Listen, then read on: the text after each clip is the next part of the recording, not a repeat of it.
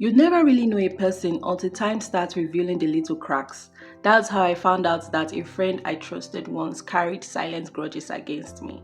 My name is Joy, and this is a story of how I got a friend who was at first was a foe. It all started back in 2018 when I first resumed in the university.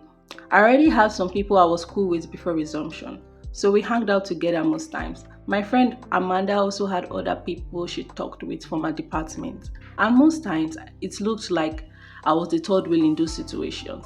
At first, I overlooked it until one guy from her department came and said, "You are a disciple of Amanda." I was like, "What? What was that supposed to mean?" He just laughed and walked off.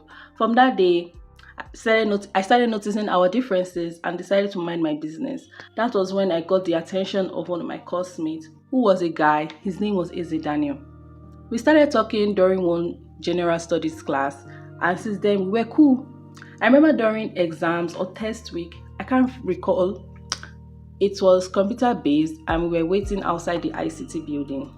Daniel walked up to me and started talking about his crush, who happened to be my roommate and bunkmate. Once he knew she was my roommate, he wanted to know more about her, even to the least detail. I found it weird. I shunned him off, telling him I already told him all I knew. But he kept insisting it was a lie, that I was hiding something. In my head, I was like, how does knowing something like underwear related matter help you get her? It was dumb. Finally, he stopped pestering me and I was grateful. Unknown to me, Daniel kept a grudge about it till we graduated.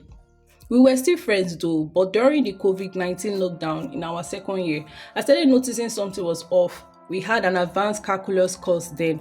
Man, I struggled with that course. It was 3 units. The pressure was too much. Both of us had issues with it. I had performed woefully in the test, and the only way to meet up was to do well in the exam. Unknown to me, some people had created a group chat to study and help themselves during the exam. Danny was part of that group chat. After the lockdown was lifted and we came back to school, we were talking about the OD when he suddenly said, "Oh, you know that math exam? I was helped." I was like, "How?"